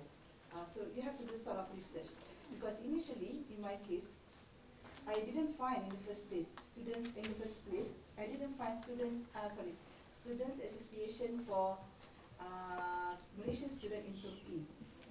But we have to do homework actually. We have to do homework. We have to search, and sometimes maybe you have to ask your friend, your classmate, if there are any Turkish students, not only in your place but other places in Indonesia. Not only in your university that you're going to go, but any other places in Indonesia. So at least we have certain level of comfortable. That is the most important. Okay, I wish all of you, inshallah, good luck, and we wish also to visit them. Yes, of course, That's what I wanted to ask you from. Will you bring them to KL? They are going to from Okay, we can get some summer program together, maybe. So, for example, not only in Indonesia but also in Malaysia. Like fly away, come to KL, and then we bring to like industries. Of course, in Indonesia, and also I invite from some student in Malaysia also. We can join. Even you want to Bali, for example, it's just 45 minutes by flight from Surabaya. 45 flight. Bali is the most beautiful. This is God Island. Oh, I heard that. I know it. Sometimes I didn't go before. Sometimes we will have summer school. people recognize Bali, but they don't recognize that Bali is part of Indonesia. Bali is like a country. Like a country, and this is the problem. Okay. Thank you very much, Ebra. You're welcome. Can I ask something? Yes. Of course. Actually, in the other hand, is the most differences is must have like Indonesia is Shafi and Turkey is Yeah. Hanafi. And it's sorry. Is classes are classes different Turkey's classes No, at university? no, we mix together. Even you can maybe will find student from another countries, not only from Indonesia. Maybe from Philippines and Malaysia as well, from University Utara Malaysia, also extinct. So Okay. we mix. You not the special class for the Turkish, no. So I mean the mazhabs are Oh, not. the mazhab, Okay, yes. In East South Asia, we Shafi'i, mazhab and Hanafi. But in the practice, we very tolerant each other. It's no problem. Even in the first day I come to Turkey, I learned about it. One of them is using sock, to go to the mosque. Yeah, because for men, yeah. But in Indonesia, no. In Malaysia as well. But we learn very fast. Why? Because I'm talking with my friend here. According to the Hanafi mazhab, this is what this is masjid is the we need to respect, and the culture is like it. But no problem with us. Okay. So but in Indonesia, it's okay also if you some or not. No problem. But I'm here with my son also. I try to follow, but there is no problem also. Okay. So don't worry about the Most mazhab. important overall Sunni, okay? Comfort. Yes. Yes, I know, but the mazhabs are not problem our classes, right? No, my dear. No. Okay, any other question for Jalalu? Any question from you? Wait, can you please give mic to Dr. Necmettin? Where is mic? Mikrofon verebilir misiniz Necmettin Hoca? Mikrofon. She first. Yes, Tuan. Okay, my name is Tara. Yeah, we can hear you. First of all, thank you so much for coming, and inshallah, the next semester I'm going to Indonesia. But my question is not about Indonesia. I just wanted to know that do we need a special department which is based on Islamic finance, like Islamic insurance department or the Takaful department for undergraduate or master degree PhD? This is my question. You mean that you need you want to choose the courses for this? Yeah. Yes. Yeah. Okay. We open In the future we can launch a department. She means, she means, do we need department of takaful, Yeah. Specialized for departments. example? Oh. Because we have department of insurance. Oh. So do we okay. need Islamic finance department of takaful, right? Yes. Donna? Yes. Yeah, basically in we call it in our major. Yeah, we have 4 major. It's economics, finance and banking, social finance or zakat al-aqaf, and the entrepreneur, Islamic entrepreneurship. So yeah, so if you want to learn more about the takaful, the practice of takaful in Indonesia, for example, yeah, this is under the major of banking and finance major. Yeah, so we don't have any specific for the takaful, but we have the courses about takaful, and the practice in Indonesia, for example. Yeah. You can choose. We can give you the list for the next semester. What the courses that we offer to the student. Then you can asking what the description of this courses, what we learn in this course, and so on. Okay. I'm Dr. Necmettin Güney, and I'm Associate Professor of Islamic Law and Economics. And I'm also teaching here at Karcief University, but originally I'm at Erbakan University, which is also a state university in Konya. First of all, thank you very much for sharing your experiences in Indonesia, in Malaysia. It's a pleasure to listening to you after this COVID pandemic, face to face. We were used to having all these Zoom sessions, etc. Now it's much better to be face to face here. And my question is about the place of Arabic in your Islamic finance education. This is a broad discussion, you know, but maybe theoretically it's better to have the student to learn English and Arabic together. English is the finance language and economics language, and Arabic is the fiqh and Sharia language. But when we look at the practical side, it's even sometimes hard for the student to understand or to comprehend one language. Yeah. So what's the situation of Indonesia and Malaysia in terms of teaching Arabic? English is clear, but Arabic to Islamic finance and economics and muamalat students. What's your experience in this area? Thank you very much. Okay, I can answer directly. Okay, so for the Indonesian experience, until today, we still include the Arabic language as a courses. We have 2 semesters. If I'm not mistaken, we give the Arabic 1 and Arabic 2. So we still include it in our curriculum structure.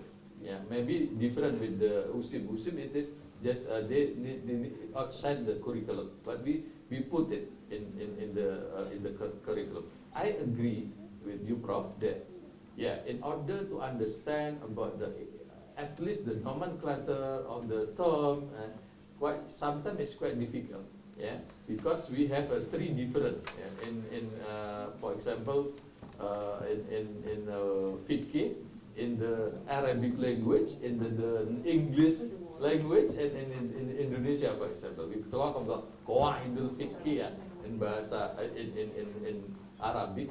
We get legal maxim in English, but in bahasa Indonesia and Melayu we have the different term, completely different. So sometimes this is confusing.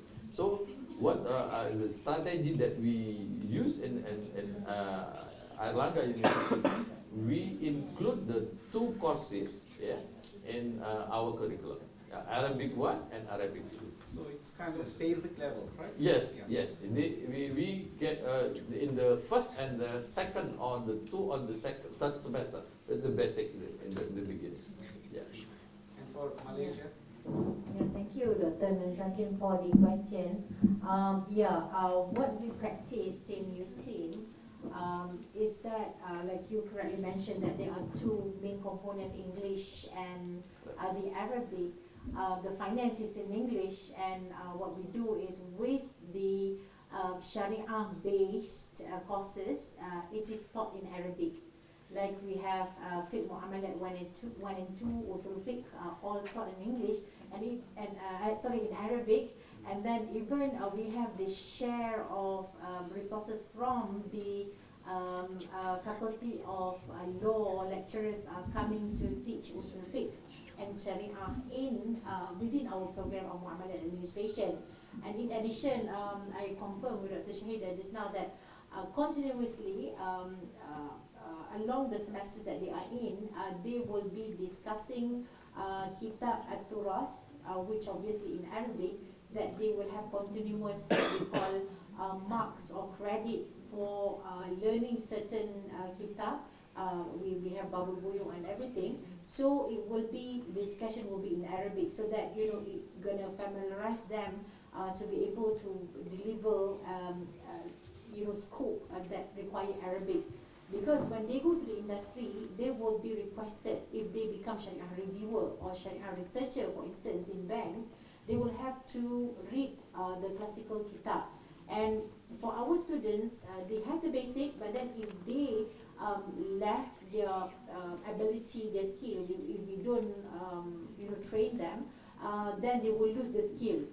And many of the interviews, when the students, they become alumni and they enter as master student, PhD student, if they were interviewed to be our staff, then we're really concerned if they don't maintain the Arabic language ability for that matter. So the approach is for all the Sharia-based courses, it will be in Arabic. Because at our university, Arabic language is required. Yeah, required. If you want to enter USIN, Yeah. you must have Arabic. It's the same at IIUM, No, right? IIM no. They have How, different how, requirement. how are they different? In IIM, if I can say on behalf of IIM, Because you know. yeah, based on what I experienced, because I was also lecturers 5 years there. It is not a pre-requirement, entry requirement. This is not entry requirements. But once student admitted to the university, they have to sit for examination. We call it Arabic placement test, and then the student will be required to take Arabic courses, 4 levels normally, and then they have to pass all levels. But again, all these are actually for communication. Arabic for communication. Communication. So here, Arabic actually in Malaysia, we have like in our faculty level in USIN, it is Arabic for specific purposes. Arabic for financial, Islamic finance or muamalat terms. Okay, but yeah, professional terms. Like for example, muamalat terms is quite good. Murabaha, musyarakah, mutanakisa, all these things are required some level of Arabic actually. It's not للمحادثة فقط. So in this situation, students at the same time in USIN, they have to attend basic communication Arabic. Plus, for our faculty, they have to attend, as Prof. Zurina said, the classical Kitab Turath book. They have to learn Arabic based on the Arabic language used in classical books for Islamic finance. Not any classical book, but classical book chosen only related to Islamic finance. So this is only to expose them. But frankly speaking, Prof, it is not easy actually for students. It's not easy for them. But that is the duty of students. Thank you. Okay, if no other questions, any other questions? If no I questions, think it's okay. we will. Then we came to the end. Hojam, any question from you? Okay, no. Okay, thank you. then we came to the end of our panel, At the end, I will which say is- something. okay, which is first live activity of Karcief. Yeah, this is It's great very, break. it's very nice to hear you here because it's the first activity, you know, offline activity and face-to-face activity, and you will be very fruitful for this conversation. It was very great. Thank you very much.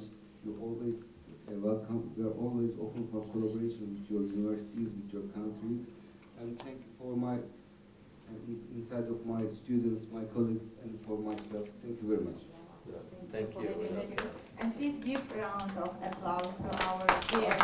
have some small gifts for you for the memorandum of this day. Thank you.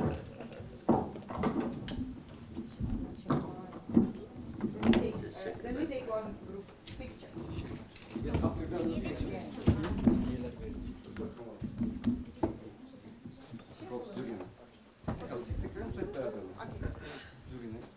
Yeah. Okay, first we call for Dr. Zurina.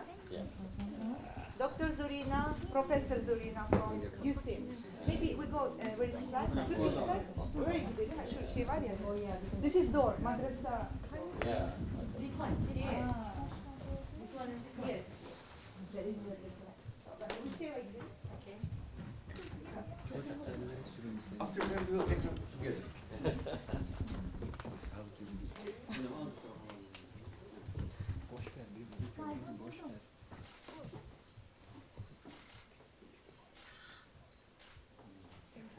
Professor Necmi.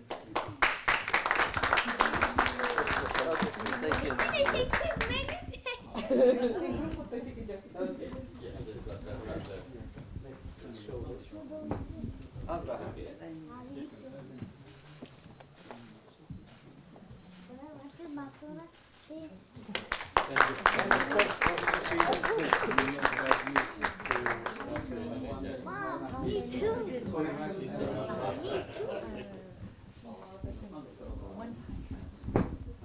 now we